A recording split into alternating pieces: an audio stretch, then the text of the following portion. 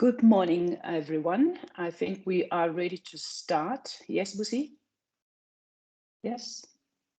Chair, let's kick off. We are ready to start. Thank you.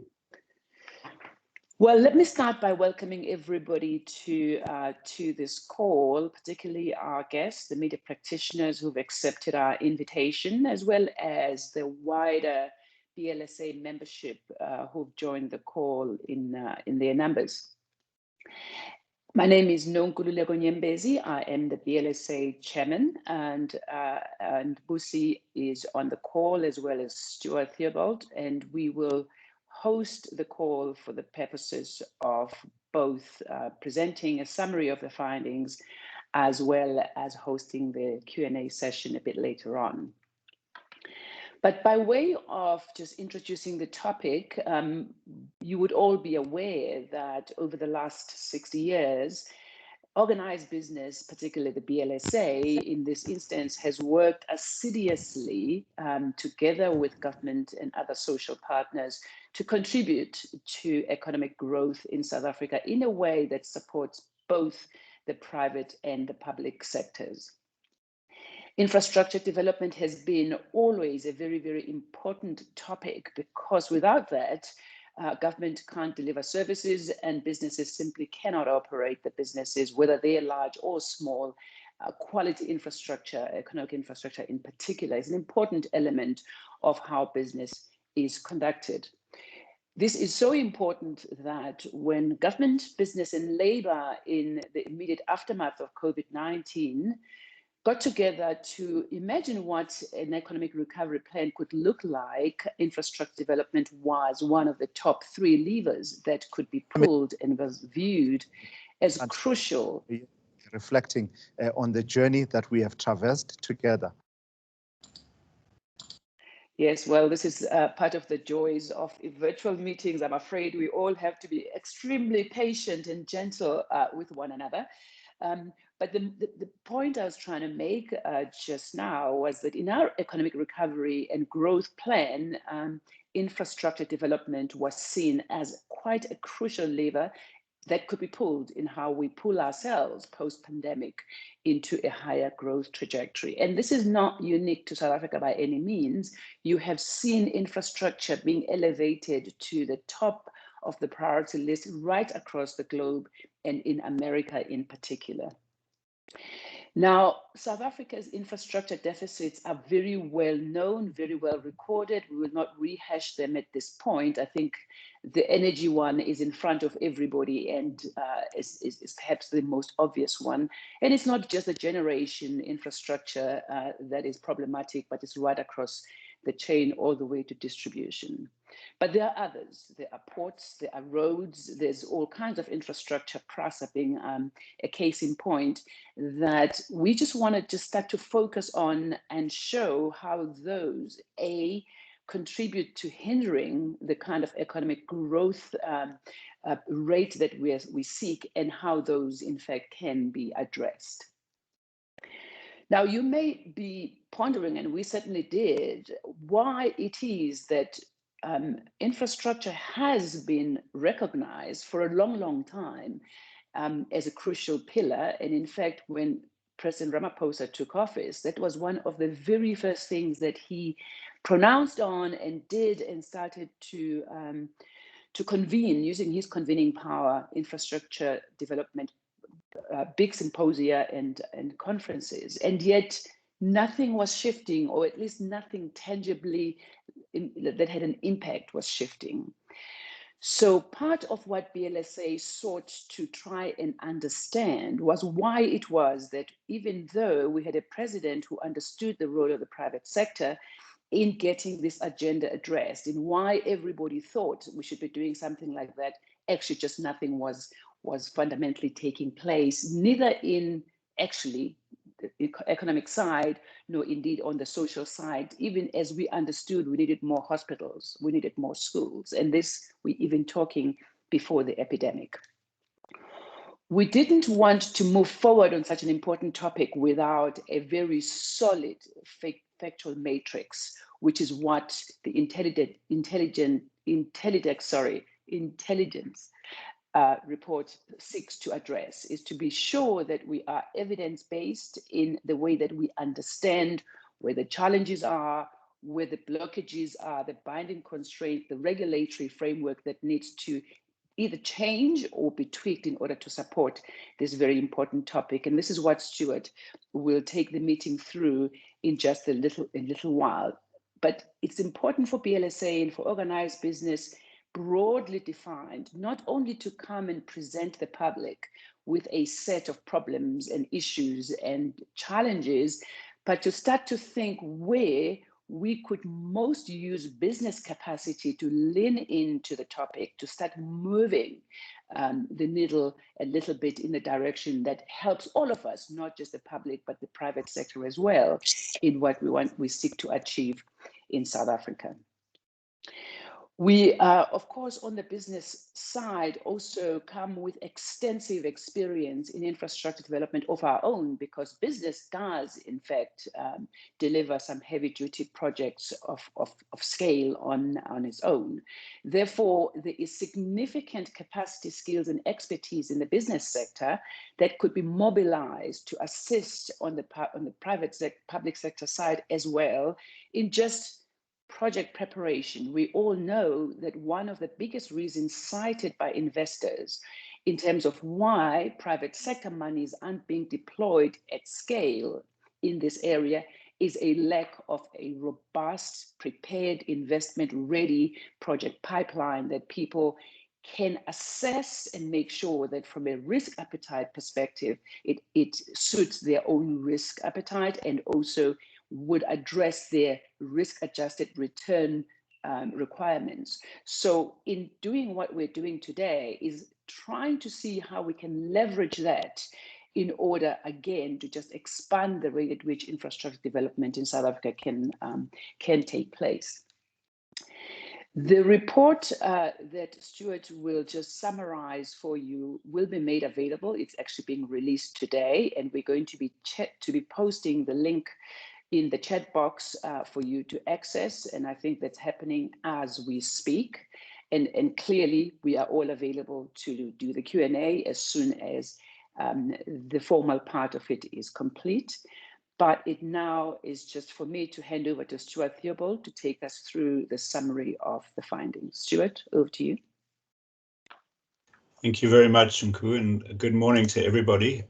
Really good to be able to address you this morning. Thanks very much for joining us. I'm going to share a presentation. Give me a sec to get that live. You should be able to see it now. So, as I say, first of all, start with just a word of thanks to BLSA for asking Intellidex to do this work. Clearly, as Nku has outlined, infrastructure is a very important discussion for our country at the moment. It is central to much of the economic recovery planning. But as we're going to disclose, there are challenges that we're facing in scaling up the infrastructure investment volumes that we need to have the impact that we want in economic performance. And I'm going to talk about some of the solutions that are on offer for, that can be pursued in order to boost those volumes. All these documents are available to you. There should be a link visible in your chat where you can access them for download. And we'll get into a Q&A afterwards, at which I'd be very glad to hear your thoughts and questions. So I just want to start off with a very brief introductory slide that I think alerts us to the scale of the challenge that we're talking about here. If we're going to get near the 30% of GDP goal that the National Development Plan speaks of, we need to be spending or investing an average of 4.1 billion rand every day in infrastructure. And at the moment, or at least back in 2019, for which we have data, we were spending 2.5 billion rand a day. So that means we're about 1.6 billion rand short of what we should be spending every day. Now, that's a significant amount of investment. It would pay for a new solar power plant of 75 megawatts. It could pay for a new university like the Sol Plaatje University in Kimberley. So we're talking about 365 new universities every day that we need to be adding to the volume of investment that is going into infrastructure. And we are, short from that, and it's an enormous challenge. So I think the point to start with is that what we're talking about here is a very substantial challenge that is going to require a very comprehensive solution set in order to achieve. And significant infrastructure that is done, if you think about the announcement of the emergency energy procurement round, that's going to mobilize 45 billion rand of investment over the next year to 2 years. That covers about 30 days of average additional investment that we need. So it gives you a sense of just how much work we need to do. I'm going to start with some diagnostic slides on where we are, what the data is telling us about infrastructure investment. So as Nku said, infrastructure has been a central part of the discussion for the last few years on economic policy. But at the same time, the reality on the ground has been that investment volumes have declined. So since 2015, you can see in this graph on the left, we've had quite sharp declines in the amounts being invested into infrastructure. And the latest year, 2019, that number was sitting at about 18% of GDP. And we know from some of the quarterly data that's been released by the Reserve Bank, it's continued to fall downwards. And we're likely to see the 2020 figures to be something around 16% of GDP. So the reality has been moving in the opposite direction to the rhetoric. And I think a key part of this research was to try and answer why that is. Why has the reality not kept up with what we've been discussing and trying to do at a policy level? And within that mix, you can see the different colors in this graph show private sector investment versus central government investment versus the SOEs investing. And private sector has always been the biggest contributor to infrastructure investment. It sits at about 12.5% of GDP. But the biggest shrinking has happened in central government and SOE investment in infrastructure. So I'm going to say a few things about why that has been the case. But the result of this is that when you look at South Africa in a global perspective, we're sitting quite far from the world average. So the world's investing about 23.5% of GDP in infrastructure, and we're sitting at 18.2. We're far away from high growth countries, whether it's India, Korea, and certainly far away from China, which leads the pack, investing 43% of its GDP into infrastructure. Now, why has this happened at a government level?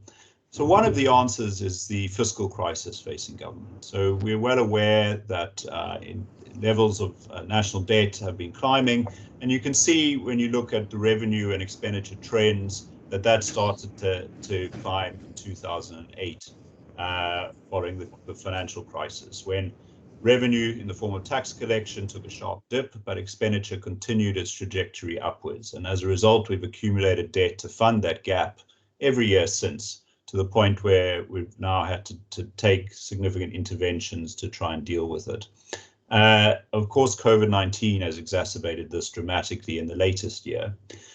But when you look specifically at infrastructure, if you go into the budget reviews content on infrastructure spending by the public sector, you see some quite disturbing trends at work. On this right-hand graph, I've shown the 2019 figures for expenditure in the orange line, the 2020 figures in the blue line, and the green line shows the 2021 figures we've just had that came out post the report finalization. And you can see that every year, the numbers being spent on infrastructure have fallen very clearly. And in fact, in the latest year, we had a very dramatic fall. If you look at the 2019-20, which in the 2020 budget was an estimate of what had been spent, whereas in the 21 budget review, it tells us what was actually spent, what was verified. It came in 27% below the expectation. That is an enormous number. That translates into 70 billion rand that had been expected by the public sector to have been spent that was not spent. So, that's a significant shortfall. why is this happened? So I've talked about the fiscal pressure facing government, but in fact, when we investigated, the fiscal pressure is only part of the story. When you consider that government is often underspending on budgets that have been allocated, you can see it's not just about a shortage of money, but a shortage of capacity to do the spending. And that capacity constraint has become a very serious issue as we've seen skills exit from the public sector, as well as the complexity of regulation that the public sector must work with in order to do infrastructure procurement.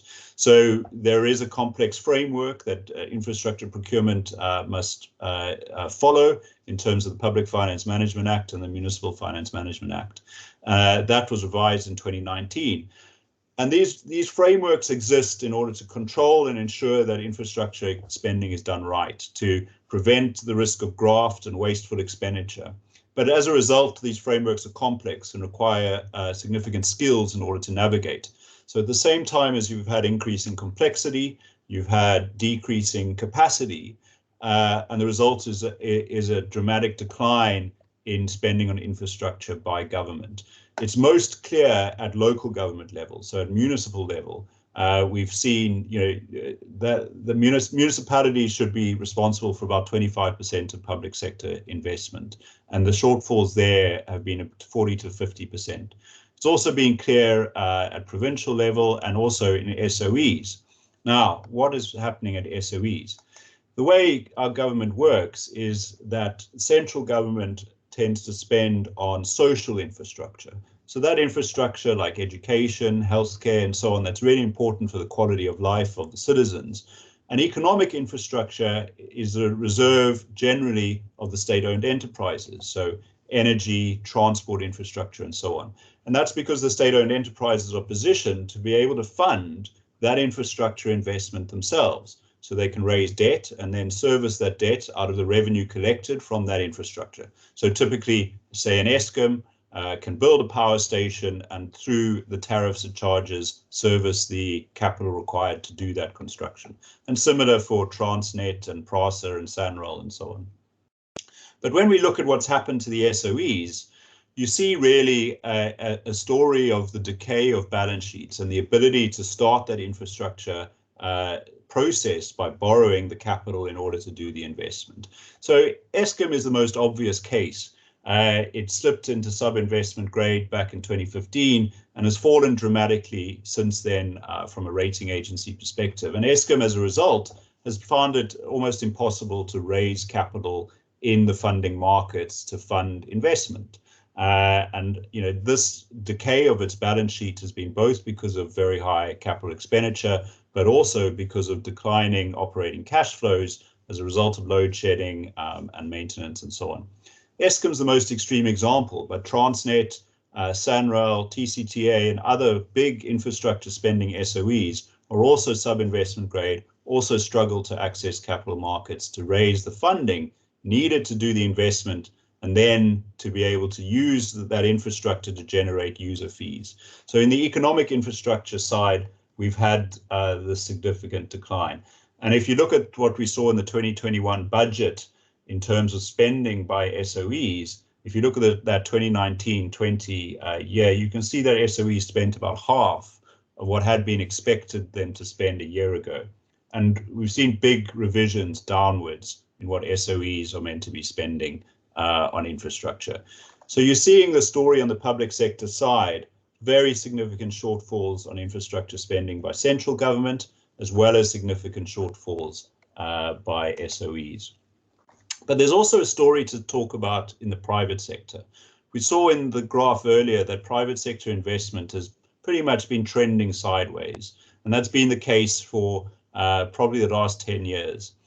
And when you break down what's happening within the private sector investment mix, what particular infrastructure is being spent, you see some trends emerging. So one is that the biggest component of private sector spending is machinery and equipment. So that is what happens when companies build new factories, put in new plant to expand production capacity. And that has been downwards to negative. And that's consistent with a deindustrialization theme that we've seen in the industrial sector more broadly. There's also been declines in construction works by the private sector. So post that peak around the World Cup in 2010, where there's a lot of investment in infrastructure and buildings and so on, that has trended downwards. The one positive side has been ICT investment. So we see a significant increase over the last decade as the private sector has put in network infrastructure and other communications and IT infrastructure. That has grown well. But other areas have also struggled. The one area that has absolutely flatlined is mining exploration investment. So that used to be a reasonably large contributor to private sector investment and has for the last decade been flatlining at very little volumes. So it's a story here of mixed parts happening in the private sector, growth in ICT investment, but declining industrial investment and declining investment in buildings and construction activity. Why is that happening? So it's abundantly clear in economic literature that the private sector invests when two things are true. One is it is near capacity, so its existing infrastructure can't produce more things, and therefore it has to invest in order to increase production, and simultaneously a belief that there is future demand that needs to be satisfied. So you need both of these things to work. You need the private sector to be producing near capacity and to believe that there's demand that would justify increasing capacity. Now, neither of those things are what we are sitting with at the moment. Since pretty much 2008, we've been fairly far from capacity levels. And we, of course, saw a dramatic decline in that because of the lockdowns and COVID generally. And business confidence as an indicator of how business is feeling about the outlook has also been sharply negative. So you're very far from the ideal circumstances in which the private sector is going to start investing.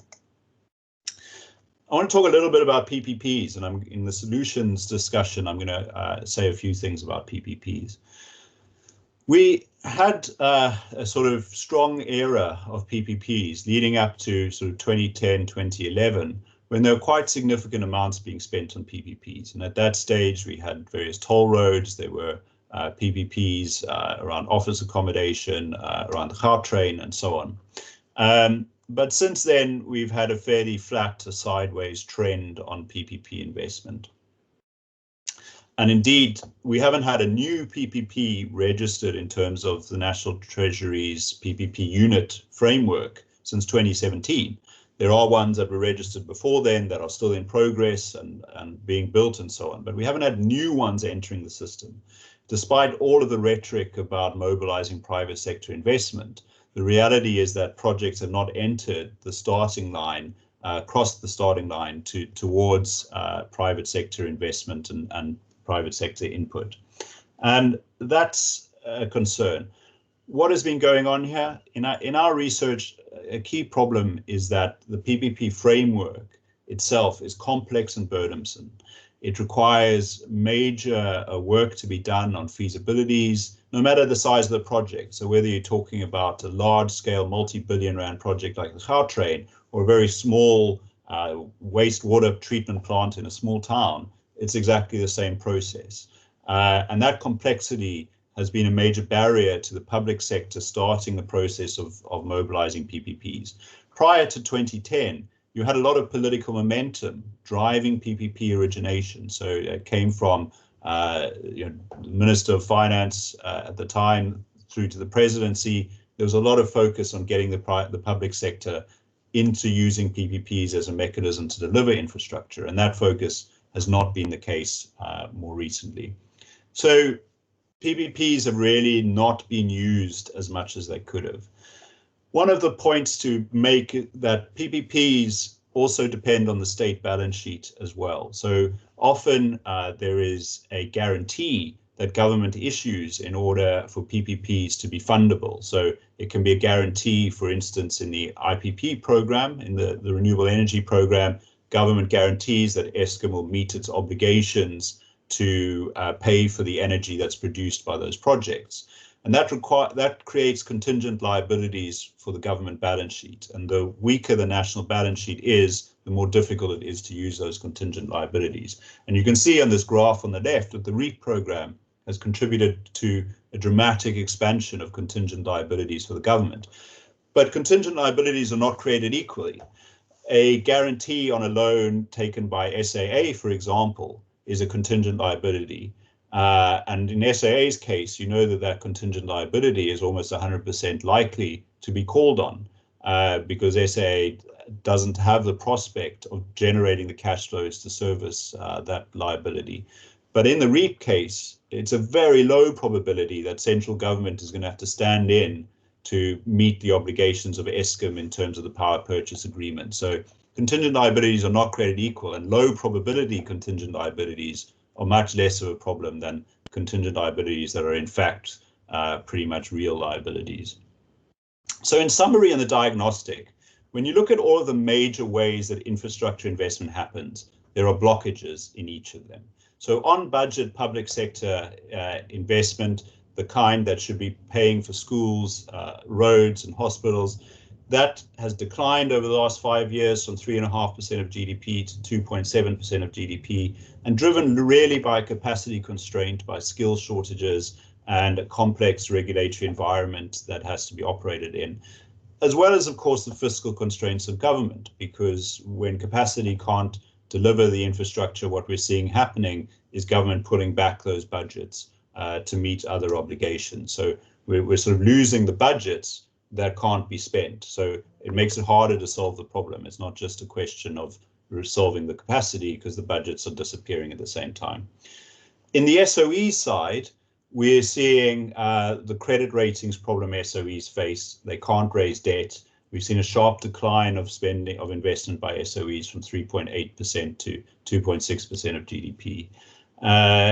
In the private sector side, because of that excess capacity and low business confidence, we've seen a decline from the peak of private sector investment, which hit a high of almost 16% in 2008, when capacity was being utilized and confidence was high.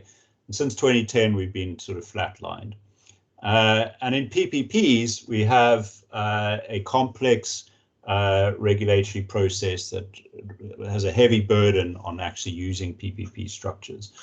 So all of those constraints lead to problems that have to be dealt with. Now, there are solutions, and I'm going to move on to talking about solutions in a moment, but to highlight some, the on-budget public sector solutions clearly lie in rotating the existing money. There's no new money that we're going to see in the public sector budget.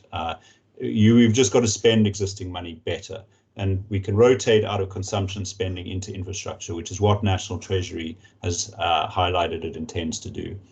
For SOEs, the SOE balance sheets aren't going to miraculously repair themselves. We need, in the meantime, to be able to tap into private sector balance sheets, to work with SOEs to utilize existing infrastructure and to add to it. And there are lots of opportunities for PPPs to be used within SOEs, where private sector balance sheets can be used to fund and develop and work with SOEs to offer services to the public. The private sector itself is in some ways the easiest problem to solve because it can cost the state absolutely nothing. If we can regulate opportunities into the private sector, we can spur investment again. If you think back many years, and I pointed out that ICT infrastructure has been one of the biggest growth areas in private sector investment. When cell phones entered the country, we could have made a policy decision that was quite different. We could have said, instead of issuing licenses to the private sector through auctions, we could have just said, Telkom, you do the cell phone investment. And we would have miraculously turned private sector investment into public sector investment. It was only a policy choice that meant it became private sector investment. And there are other similar policy choices we could be making now that move investment out of public sector into private sector. So one of those is the spectrum auctions. We know about ICASA's efforts to run a spectrum auction.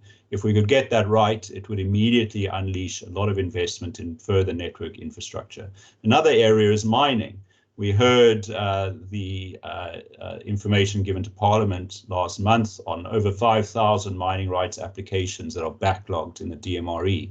That is billions of infrastructure investment that could be opened up straight away if we fix the processing of those applications. And there's billions more if we could finalize the regulatory uncertainty that's clouded the mining sector for over a decade.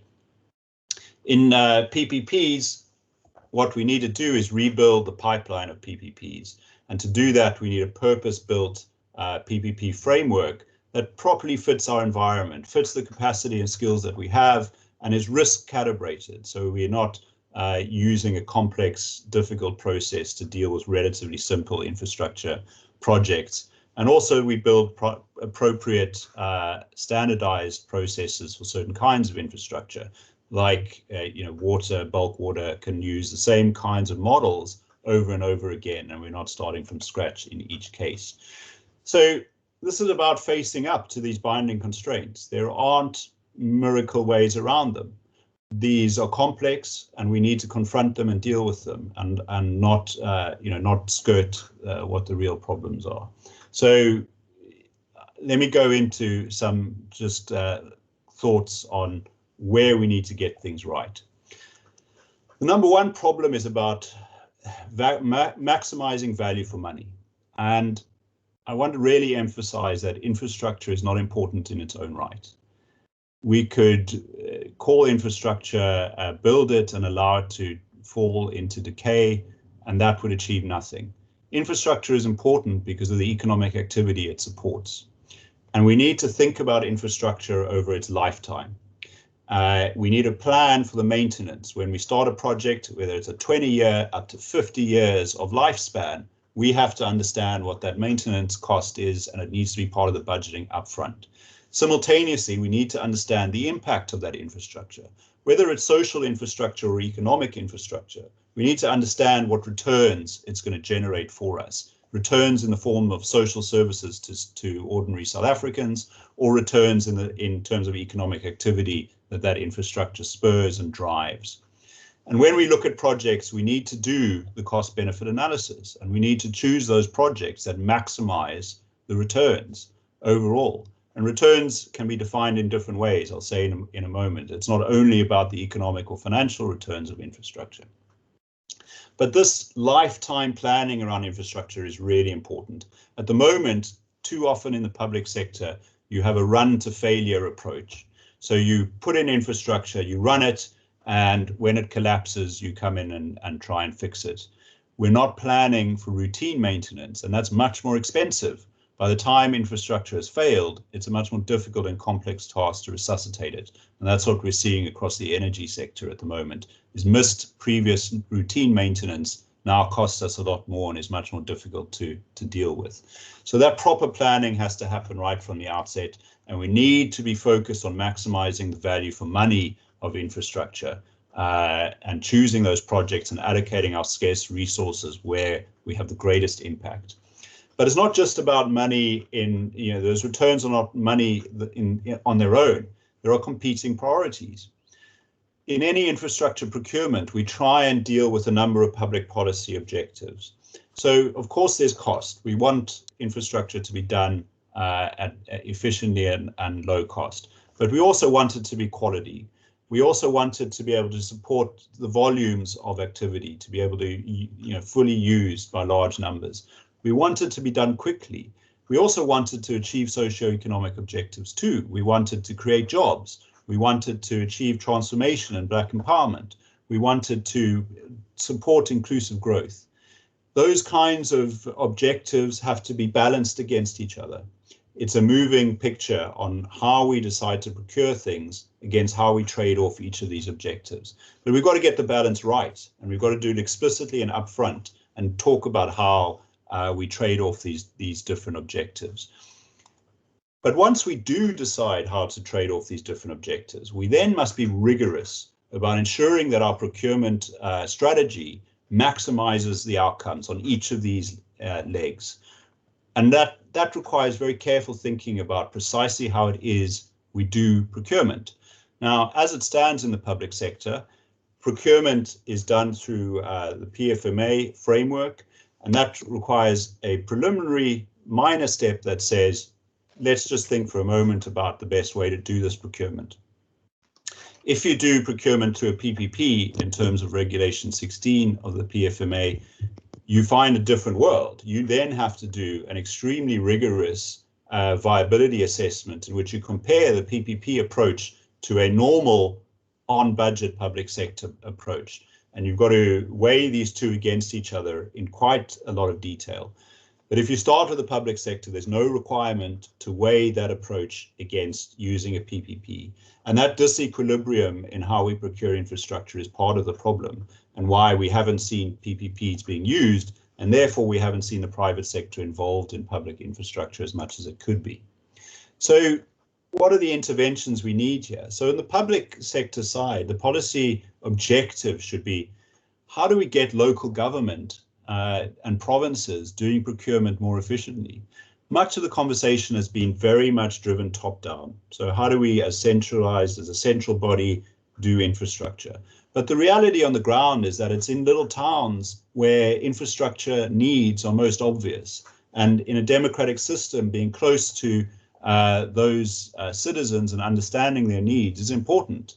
And if we're going to get the large-scale macro distributed infrastructure investment we need across the country, we really need local government to be working efficiently, able to procure infrastructure and deliver it. Local government is the biggest spender on infrastructure, and then it's provinces. But local government has been the biggest shortfall in infrastructure budget spending. So there is a problem at the local government level that we need to deal with. And it's both one of the regulatory complexity that faces those local governments, as well as a capacity problem, that they've lost the skills needed to develop projects and then see them through to completion. So we need the Municipal Finance Management Act to allow for longer term, simplify the processes to enter longer term infrastructure projects and PPPs. We need the PFMA and Regulation 16 to work better for PPPs. What can the private sector do?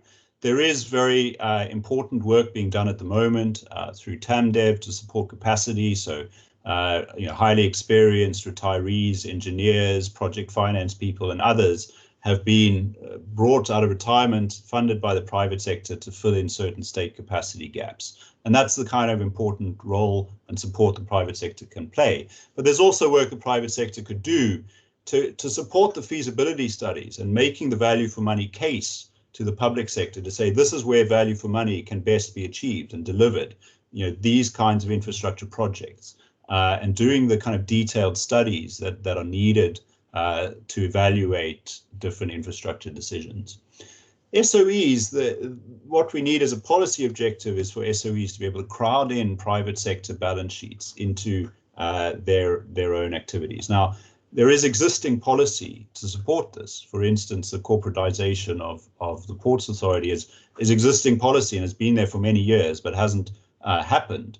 So, the restructuring of Eskom is existing policy, and these things would enable much greater contribution and input from the private sector. If you look at the energy sector and the way IPPs are being brought in to add generating capacity is a good example of how the private sector in general can add capacity to what SOEs are able to deliver to the public. And then on the private sector side itself, there's that infrastructure for free that can be happened by triggering investment through reforms. We're not going to instantly solve the capacity utilization and demand expectations, but we can almost instantly enable private sector investment by policy changes.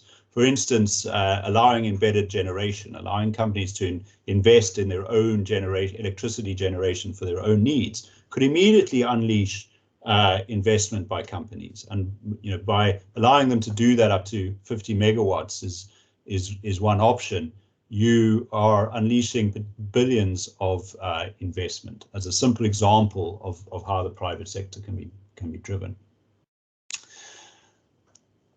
A point to make about intervention. So the infrastructure fund has been driven by the presidency. And we've now had strategic infrastructure projects added to the list in the Department of Public Works and Infrastructure that's being overseen by the PICC. And these are all useful at the margin, but I want to make the point that they are useful at the margin. They're not a macro level solution that is going to deliver the volumes of investment that we need. To get a macro level solution, you need all of the parts to be working at optimal speed. You can't solve it by micro interventions one by one. So if you look at some of the numbers, the infrastructure fund projects, and these are from the budget review this year, the numbers that are at, say, an advanced stage of preparation, projects that the infrastructure fund has worked on, add up to 2.3 billion rand. But if you look at other public sector projects, so part outside of that in terms of the budget facility for infrastructure that National Treasury oversees, the numbers are at a much different scale, right? So at construction stage, we have 33 billion rand of infrastructure happening there. At feasibility stage, there's 340 billion rand. So these are hundreds of times bigger than the projects that we see through the infrastructure fund. Now, the infrastructure fund is really important at the margin and can achieve a lot of very high impact projects by working cleverly to crowd in the private sector, by driving PPPs in particular. So I don't want to belittle it, but I want to make the point that if we're going to solve this challenge, it's not going to be a solution achieved by the infrastructure fund on its own. It has to be a macro level solution that deals with all of the major channels of infrastructure investment happening in the country. Finally, a point on private sector funding. Now, I want to say that I spent a lot of time talking to the banks, to big asset managers, to insurance companies, and every one of them is enthusiastic about backing and investing in infrastructure. Infrastructure is a great asset class for long-term investment horizons. So, liabilities that pension funds and insurance companies face are long-term into the future, and an infrastructure asset has that 20-year plus cash flow pay profile that can be very low risk. So it's the right kind of asset to invest in. But the struggle from the private sector is that it's hard to identify the pipeline. Where are the opportunities? The private sector was a very big participant in the renewable energy program in the first 4 rounds, investing over 200 billion rand.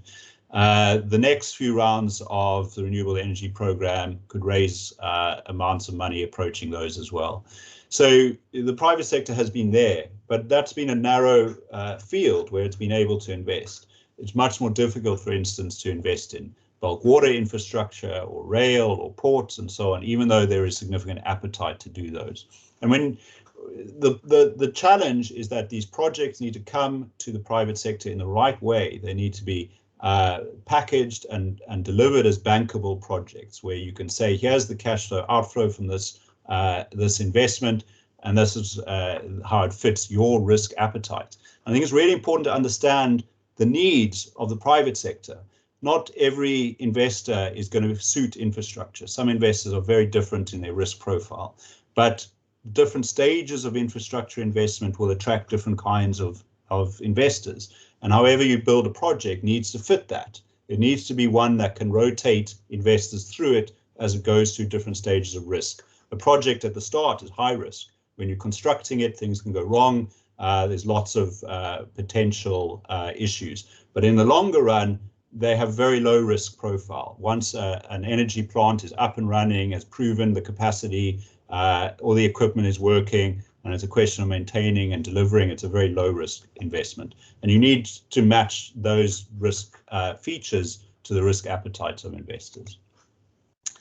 Finally, to say PPPs are a very important part of the answer here. PPPs are the way for us to fine-tune a project structure to maximize its value. The private sector has different kinds of skills and capacities to the public sector. The public sector is the biggest balance sheet in the country, and that big balance sheet means it can carry and absorb risk that is much more difficult for the private sector to absorb. But the private sector brings innovation. It can carry operating risk. When things go wrong with how infrastructure is working, you want the private sector to be faced with that risk so that it can innovate and respond quickly to dealing with those. It can also mobilize private sector investment, and there's significant appetite, as I said. When we put together a PPP, the question must be in the design of it, we must design this thing to maximize the value of this project, and value defined in terms of those competing priorities. So whatever the competing priorities are that we're meeting and satisfying in a project, we want to maximize those. And in what we allocate to a private sector participant versus a public sector participant in a partnership can come together to deliver maximum value. And that has to be our objective. And that's where we need the fine tuning of the PPP framework to be done to allow that to happen. Now, I must say that is happening, right? In the budget this year, National Treasury talks about the reviews of the PPP framework that are underway with input from international experts. And that's a really positive movement and direction of travel. And I think I would like to see that consolidated into actual regulatory reform so that we can really get the PPP channel functioning optimally as a key way to deal with some of the infrastructure challenges we're facing. I'll leave it there. Thank you very much. I've been through many things. These documents, as I said, are available for you to access, and I'm very happy to take questions. So over to you, Busi. Thanks. Stuart, thank you very much. I think you have really done a brilliant job of simplifying where we are as a country and what exactly needs to be done to solve for some of the issues that we're currently facing as a country. I think, colleagues, as you can tell, there is really a deep set of evidence, that underpins this report. So the constraints on investment are clearly wide-ranging and very complex. And let's agree that this is not a challenge that has a single simple solution, but one that really needs to be tackled in multiple ways.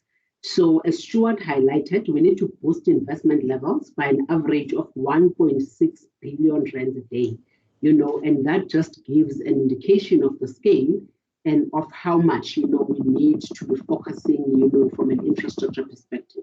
So given the scale, of what we need to invest in infrastructure, it is definitely not something that a piecemeal intervention can solve. And another clear message that I'm clearly taking from the report is that there is really no alternative but greater partnership between the private and the public sector, given the skills and the balance sheet gaps, that exist in the public sector.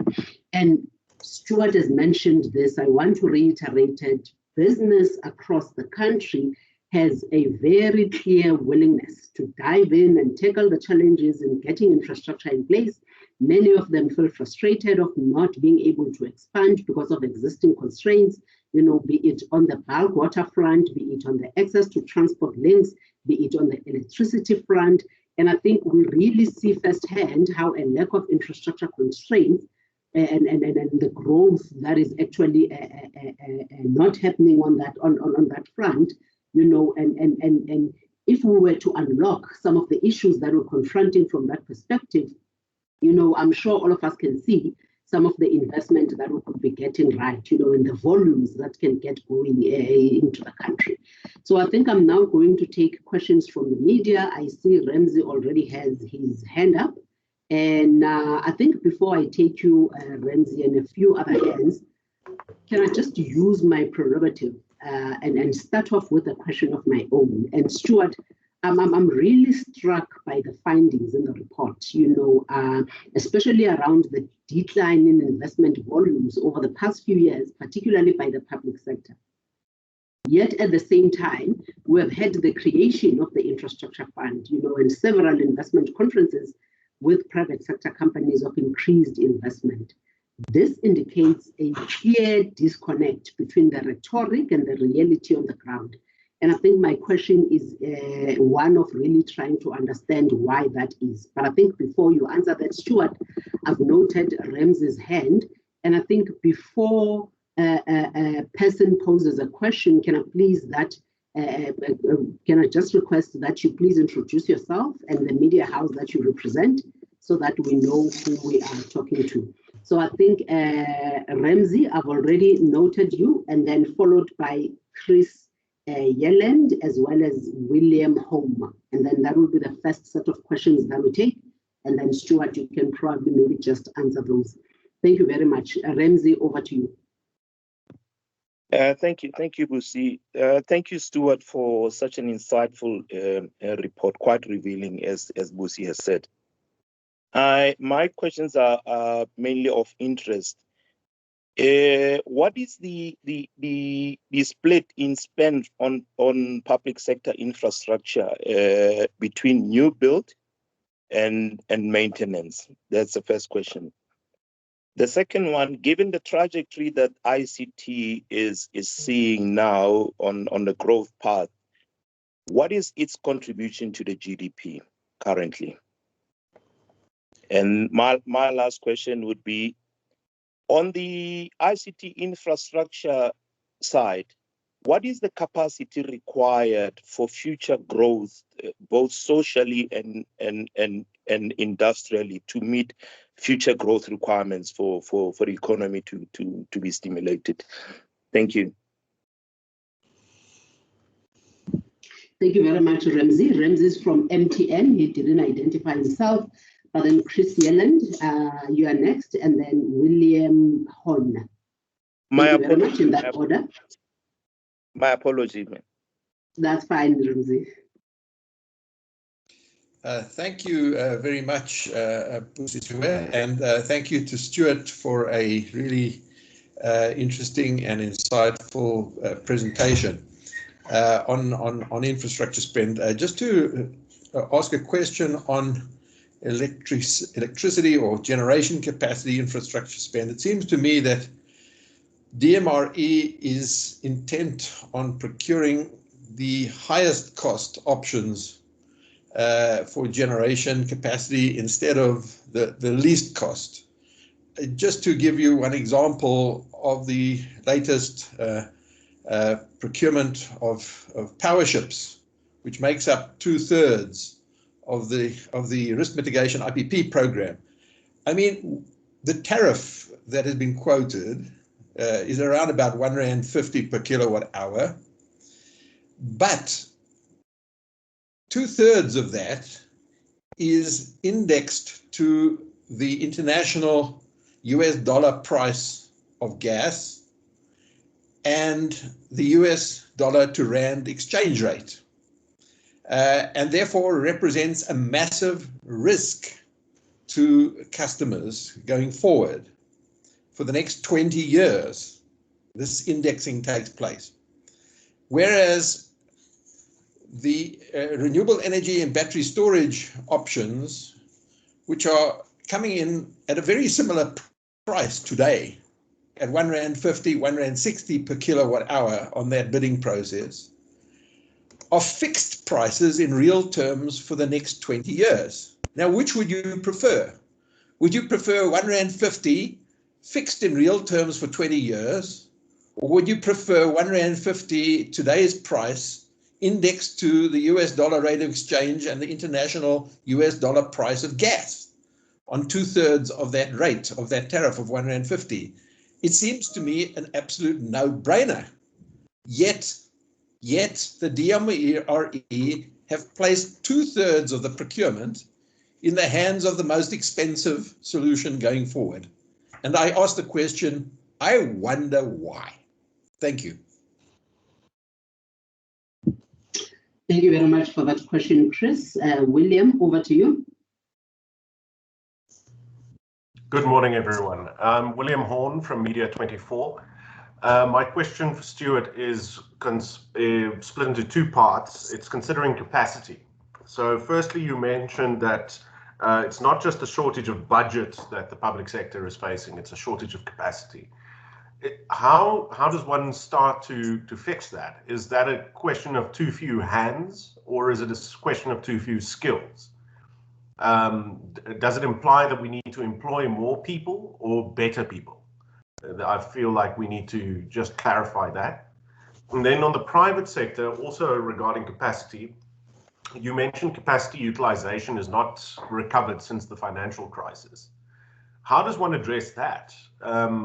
If they're not utilizing capacity fully, what is the solution there? Is that purely a function of economic growth, or is that a function of something more on a micro level? Thank you.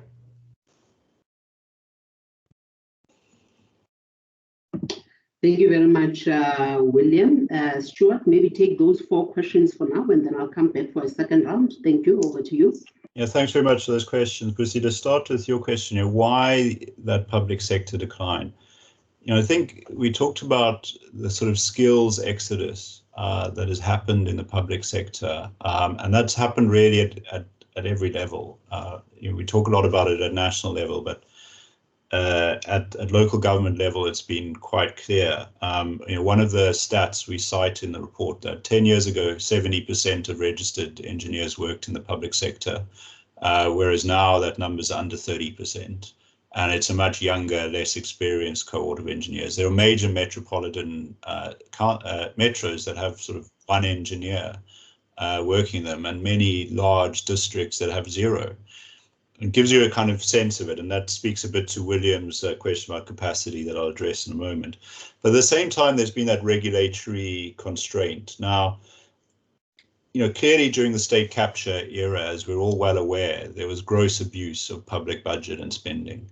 And in part reaction to that has been National Treasury wisely imposing much stronger controls on how infrastructure spending and other procurement was done. But the consequence of those controls is that procurement just becomes more difficult, and it's an unintended outcome that you end up with less procurement happening or it happening slower because of those greater controls. And I think part of this discussion has to be, how do we deal with those unintended consequences? We want good controls. Those are really, really important, especially when our objective is to maximize value for money. We need appropriate ways of making sure that that's happening.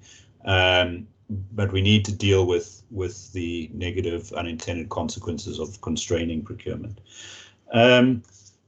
I think Ramsey asked the question about the split between new build and maintenance. There are no systematic numbers on that, Ramsey, I'm aware of. But when you go into individual SOEs, for instance, Transnet has been trying to shift its expenditure much more into maintenance from the capital expenditure side, and it's now set some rules of thumb. The numbers are in the report, but I think it's something like 40% of its infrastructure budget it wants to be going into maintenance, whereas the numbers have been sort of far lower than that in recent history. And they make the point that as a result, the run to failure approach with infrastructure leads to really expensive, unplanned interruptions in services, and that's suboptimal. So there is a lot of focus on moving more into maintenance. And this is also true of central government's portfolio of something like 98,000 buildings that central government is responsible for that have to be maintained.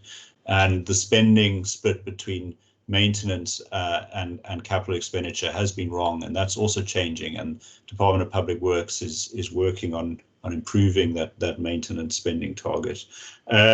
You asked about ICT and contribution to GDP. I think we're all well aware that network infrastructure, especially, we've learned during these lockdowns, are now critical to business. And if that infrastructure isn't there, it's a growth constraint.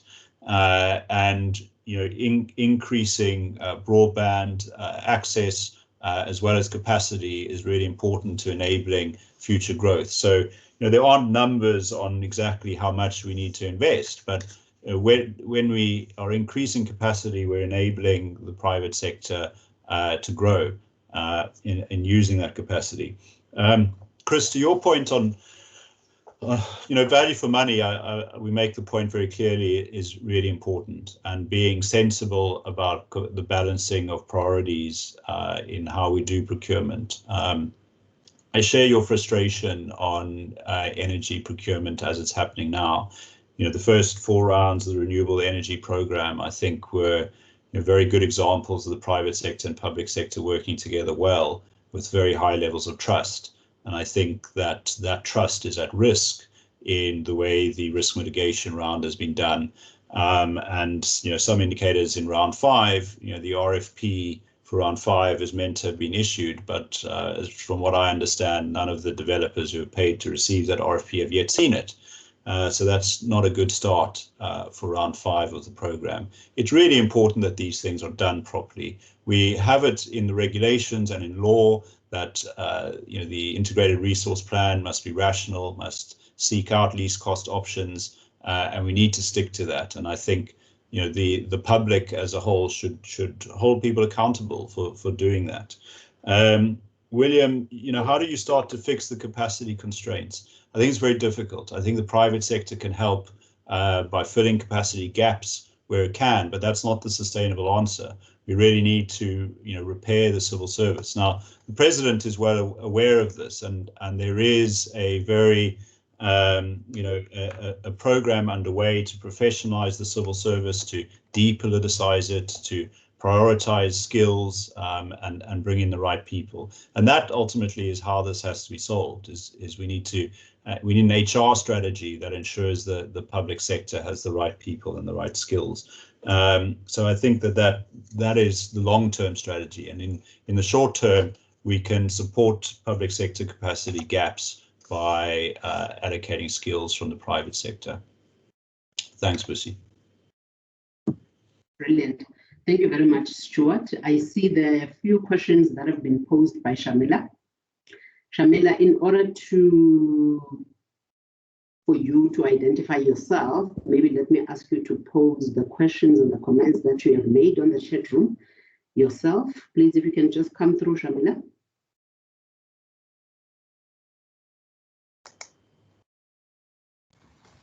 Hello. No, I was just responding to some of the comments that were being made, trying to hopefully be more constructive, because I think it's time for us as a community to stop pointing fingers and stop talking about conspiracies, and to start collectively moving forward on a positive basis to encourage constructive feedback. So there were a few comments floating around the risk mitigation, and I know there were a lot of disgruntled bidders on risk mitigation. I think the risk mitigation IPP program needs to be looked at on its own. But one of the comments made is why we're looking at gas options and stuff. I think we do need gas, but that is a long-term play. As we increase solar PV and wind on the system, we do need gas to balance out. The issue for me is our heavy reliance on diesel. Given what diesel has cost us over the last few years, under our capacity constraints, to add more diesel, HFO and kerosene into the mixes is a very costly decision. I realize it's a defined program. It's relatively small if you compare it to the size of renewables, but it's still a question for us to ask. So it was just hopefully a constructive response to the broader debate. The other issue I think we need to look at, and I don't think there's enough public discussion on it, is what appears to be, I certainly am aware that there are so many people with great skills who are looking to work in this country, who've tried to come to this country to get, just as a completely different example, a nurse who worked in the NHS for over 20 years, moved to South Africa a year ago, 2 years ago, and tried to get a job in the public health sector. And can't get the papers. And there are many, many people who are willing to come and share their skills. And I don't know what's happening at Home Affairs, but that's just one aspect of a larger group of issues that we need to tackle. And then just in terms of PPPs, the one issue I wanted to raise is, I know many people have had long experience with PPPs. Certainly the group that I work with have had over 25 years working in PPPs from the heady days of post-94. And we were certainly around when there was a lot of interest in PPPs, not just for the toll roads, but also for, prison accommodation. Certainly, I think the feasibility studies for hospitals around PPPs have been ongoing for over 10 years. The issue that I've got is we seem to, most of our PPPs seem to be in the head office accommodation space for the public sector. I don't think we need more government offices. What we need are schools, and we need hospitals, and we need clinics, and we need PPPs to help deploy medicines into rural communities. I think we need to, when we look at the PPP framework as a platform for investment, I think we need to be very, very mindful and very careful about where we choose to invest that money. It needs to be on services that our people really, really need, not on more fancy accommodations for land affairs or all the other departments that don't need more fancy buildings. Thank you. Thank you very much, Shamila. Peter, please come through. Yeah, thanks so much. I mean, a great piece of work clearly been done here, and congratulations to BLSA and Intellidex. I think the importance of actual real information in this discussion is critical, and I think it's something that we perhaps have been missing. Just a few observations, and thank you again, Busi, for asking us to join. Introduction, I'm from the NEPAD Business Foundation. Observations from our side, I think just from a general market engagement perspective, I think the public sector has kind of viewed their market engagement as exclusively talking to financiers. And I think what this conversation is bringing up is the importance of the users of infrastructure. And I really think that our priorities should be set by the users of infrastructure rather than by the financiers. And if we can somehow change that perspective, we have a huge opportunity to influence the financing solutions as well by looking at take-or-pays and the like from the users. Again, you've mentioned it at length, but the best use of existing versus new infrastructure. I think there's so much focus on new capital spend, yet there's aging infrastructure that is not being well used. And the water sector is obviously the one that comes to mind, particularly municipalities, and the extremely high instance of non-revenue water. So I think stats of 40% efficiency in municipalities, major opportunity. You're just creating a bigger problem by putting more capacity in the system. Again, maintenance versus capital spend. For me, the opportunity is half in the PPPs, but particularly in making sure that we spend and get best value out of the government fiscus. And within that domain, I think there's a lot of real problems that are experienced on the ground. I'm not going to mention them here specifically, but the construction companies will tell you where they're really challenging to execute the projects, even when they are appointed. And then finally, just to offer, I mean, we've had an initial discussion about this, but collaboration is key. I think within this space, it's clear to all of us that business is able to partner and willing to partner. There are models that have been proved successful. One of the programs that we're involved in, for example, the Strategic Water Partners Network, is a partnership between the Department of Water and the major industrial water users who see water as a major risk. So again, the concept of the user supporting, and they've done some great work in supporting the National Water Plan and closing the supply-demand water gap. And this is something that can be scaled out into different sectors, into different projects. And ultimately, I do believe leveraging business to support infrastructure development is the key here. And my gut to that is it's not about just seconding staff. It's about picking specific key aligned activities, retaining some sort of control of the delivery of those, and making sure that we execute on a bucket of this bigger infrastructure picture. Clearly, there's multiple initiatives, lots of people trying to work in the space, and would love to just sort of collaborate and figure out who's doing what and get the best spend out of, or the best sort of results out of all of our respective works. And then I think there's a decision to be taken here, and from a business perspective, I think we need to figure out, are we supporting execution or decision making, or both? And in some ways, execution is the easy one. I think that it's easy to find staff, raise funds around that, and execute specific activities, but we also need to make sure that we have a proper seat at the table in the planning and prioritization of these infrastructure projects, the spend of infrastructure fund. For example, maybe the infrastructure fund is better used as a guarantee fund rather than investing specific projects to de-risk projects. But just a few observations. Love the conversation. Really want to get involved in any way we can support, and good luck with the next steps. Thank you very much, Peter. Stuart, do you want to share your reflections and answer some of those? Thanks. Yeah, thanks very much. I just want to pick up on Shamila's point on head office accommodation and PPPs. I think there's some confusing discussions around PPPs where we use the term PPPs, but they aren't formal PPPs in terms of Regulation 16 of the PFMA. And now there's a continuum between normal procurement, where government buys something that puts out a tender, private sector bids, and government chooses someone to buy from, and a PPP. A PPP is one where there's risk sharing.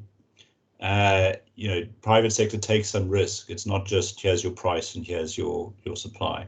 So if you think about a renewable energy IPP, if the wind doesn't blow, it means that private sector owner doesn't make any revenue.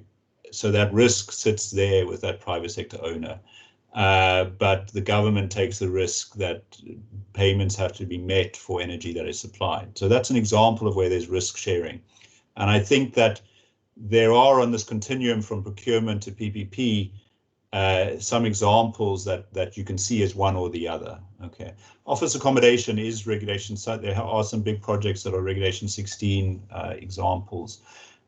I think, is there really risk sharing there is a question that's worth asking. There is to some extent, because the private sector in effect becomes the landlord to the government and is responsible for those facilities. So you do see in those office accommodation PPPs much better performance on maintenance than elsewhere.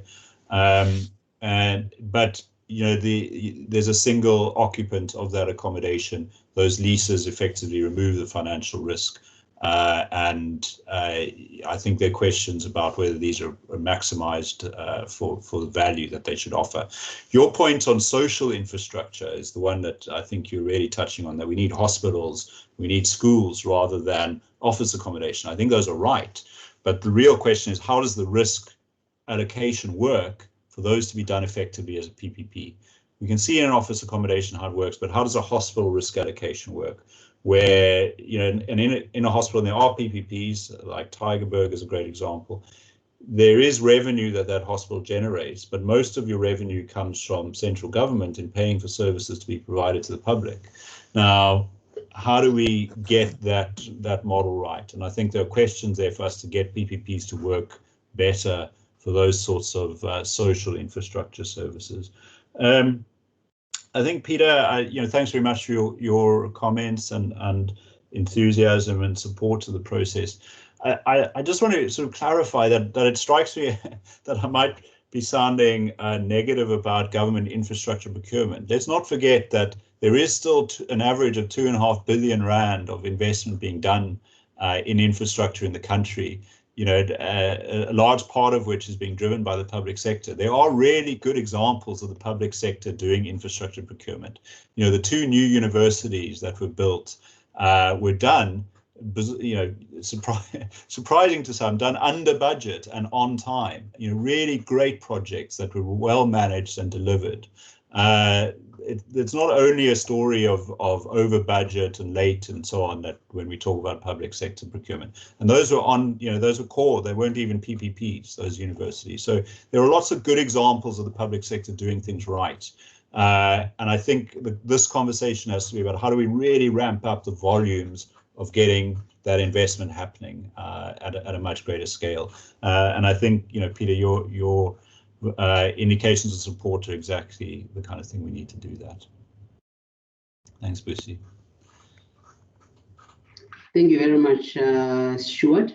I see there is a question on the chat from Terence Creamer. Terence, if I'm not mistaken, you are from Creamer Media, is that right?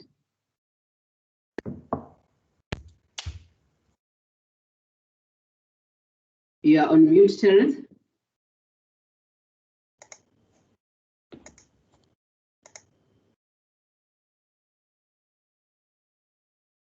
You're still on mute.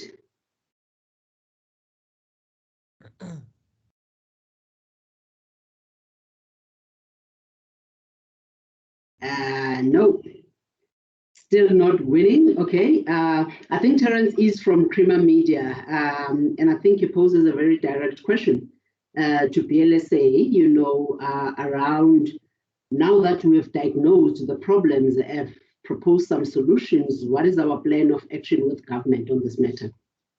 So I think, and Shamila, I will allow you to come in just now, because I'm sure your question is posed to Stuart, is that correct? Because if it's posed to me, maybe let me take both questions. It's posed to Stuart, that's fine. So, Terence, we all agree as a country, that infrastructure investment is central to our economic recovery.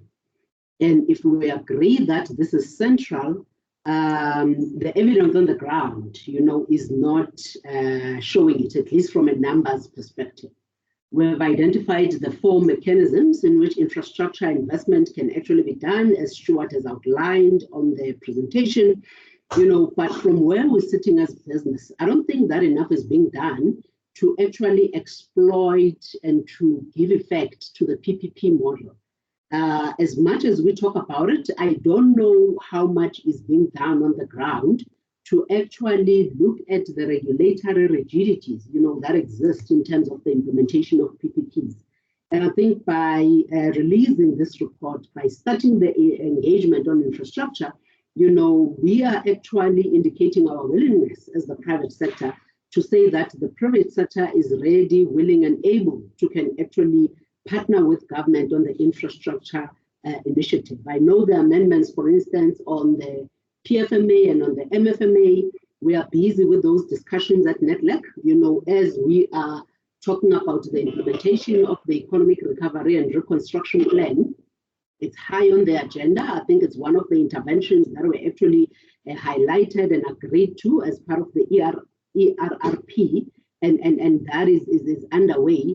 But I think we are also doing this so that we can actually foster a certain level of engagement with government and the different units, that are dealing with infrastructure. We have already reached out to the DBSA, we have reached out to the ANC Economic Committee that is led by Godongwana. We have reached out to Minister Delil of the Public Works. We have reached out to the infrastructure unit of Ramokgopa. So I think this is business saying that we realize and we acknowledge that the infrastructure intervention in this country is not only going to be the problem of government, business too has an interest. And I think we have highlighted that business is the only social partner in this country that sits with a balance sheet to can actually make the shifts that are required. The 1.6 billion extra every day that we need to be spending on infrastructure, if business doesn't come to the party, if some of those regulatory rigidities are not actually moved, if we are not given a seat at the table, unfortunately, looking at the fiscal constraints, looking at the SOE constraints, we are not going to achieve some of these targets, and therefore we are not actually going to change the economic trajectory of the country. Before the attainment of the economic recovery that we actually seek. So this serves as an evidence-based position that business has taken on infrastructure, and it allows us to can actually engage, from an evidence-based perspective, and we can therefore put solutions, that we know have been somehow stress tested, and solutions that actually have been actually looked at, in line with what is happening in the world, as it were. So I think that is what BLSA is really trying to do with what we've put together, and to actually clearly outline the solutions, that we need to put in place as a country. So Shamila, can I allow you to come Sorry, Busi. Yes. Busi, just one second. Let me just add to what you've just said in response to Terence. And Terence, it's really strange that the engineering reporter on the call can't work with the mic, but we can talk about that another time. Just also to say that from an organized business perspective, this is one of our top priorities to get right. And what Intellidex has done is give us the level of clarity and granularity that serves to say, okay, because you can't solve this as one big initiative. You have to select those areas that lend themselves best to tackling quickly so that we start the momentum. So I think just in being able to enter a government office, senior government office, and focus the conversation on specific things with facts and evidence underpinning it means that the quality of conversations that we can have would then be beyond the pledges that you've seen. Because I think this whole thing of having conferences, subsequent pledges, and then people see nothing happening starts to also talk about credibility of the private sector, and that in itself I think is a huge concern. So this just serves, as Busi says, as a basis for a higher quality conversation, a more focused conversation, a more detailed conversation with other role players that she's spoken about as we move forward. I mean, if you think about it, we're just starting the conversation. We haven't even delved into the adequacy of domestic savings pools. We haven't spoken about ESG considerations and sustainable infrastructure. We haven't talked about the need to attract foreign flows. So there's a lot more to be done in the near future. But I think what this does do is open the door to a different kind of conversation. And if you just think of the response from Stuart about, we're not saying the private sector is going to be good for all things. It's not going to have the right answer for all questions, but it's where we can best leverage the resources that that sector makes available. Thank you very much, Chair. Shamila, if you can come through now. Yes, thank you. I just want to circle back to Stuart's comments about the sort of risk allocation in terms of PPPs, because I think the market needs to clearly understand what the position is. I mean, IPPs fall into a different bucket because they don't fall under Regulation 16. For me, an IPP, to call an IPP a PPP is a complete misnomer, because IPPs don't involve, they involve the generation of electricity and the supply of an electron to a point of connection. There's no performance of an institutional function or in support of an institutional function. An IPP does not do that. And I think one of the pitfalls in sub-Saharan Africa is treating IPPs as PPPs, but that's a different story. What I wanted to deal with is PPPs. I think what we need to understand is, yes, there's significant risk allocation to the private sector in the context of a PPP or classic Regulation 16 PPP. But that's only for so long as the PPP contract is going well and running its full term. If the PPP terminates early, there's a government backstop, right? Depending on the reason for the termination. At the end of the day, the government has to take over the asset and pay an amount which either equals the debt or equals debt plus equity. So the way I see PPPs is they're more of a cash flow management tool. Instead of government having to build infrastructure and pay at every milestone, they only start to pay based on an availability basis when commercial operation actually starts. So I think we need to have a very clear understanding of what risk allocation means and how it shifts over the lifetime of a PPP. But there is a significant government backstop on all IPPs, on all PPPs at the end of the day, if the project fails. Thank you very much, Shamila. I don't see any more hands. So Stuart, do you want to make your final observations and reflections before I hand over to our chairperson to close? Thanks. Yeah, I mean, firstly, thanks for the further comments, Shamila. I think we can talk much more about PPPs, formal Regulation 16 PPPs, informal, and there's a global literature on PPPs that is really important to draw on and understand what they can and can't do. And we do need to be clear about that. I think just in closing to say thank you very much to BLSA for this opportunity. We had lots of conversations with BLSA members who gave us their on-the-ground insights and experiences of trying to access infrastructure, which are all fascinating and really important that those on-the-ground experiences come through. As Peter said earlier, it's important that the user perspective plays a much bigger role in the infrastructure conversation. And I think that's a really important thing that business can do, is to bring the user perspective much more clearly into the discussion going forward. I've presented to you a summary of a 60, 70-page report, which has much more detail and figures, and I urge you to have a look at that. There really is a great deal of work that my team has done in bringing in the data and experience of what's constraining infrastructure there, and a much wider conversations that can be had on some of that detail. So please do have a look at that. Of course, myself and the team are very happy if there are any further questions from the media, if you want to engage, and indeed if any of the BLSA members on the call want to engage to discuss further, very happy to have those conversations as well. So I hope this is a conversation that continues for a long time. We have a lot of work to do, but this is a conversation that can be very productive in driving and supporting the economic recovery that we need. So thank you all.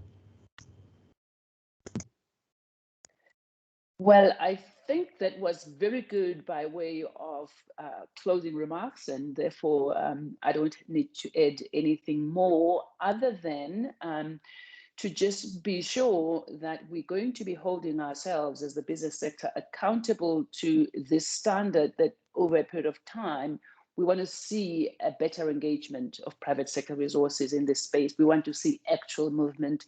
And we hope that as the media, you will be helping us in communicating some of these issues and bringing clarity to your readers on what can be actually quite a complex and confusing subject. So let me thank you for taking the time and engaging very, very robustly in the topic. We will be fanning out both from a BLSA comms team and aided and abetted by Intellidex to answer any questions you may have. We did post, I think we did post the contact details in the chat, but if we haven't, they will be there very, very shortly. And let me just reiterate Stuart's comment that the paper is well worth the read, even if it's just to cure your insomnia, but it's an exceptionally well-written report, well-researched. The detail in there is very clearly set out. So I would urge you all to go through that and then engage with us on questions that you have. Thank you all very much. Thank you, Chair. Thank you, Chair. Thank you. Thank you. Thank you, Chair.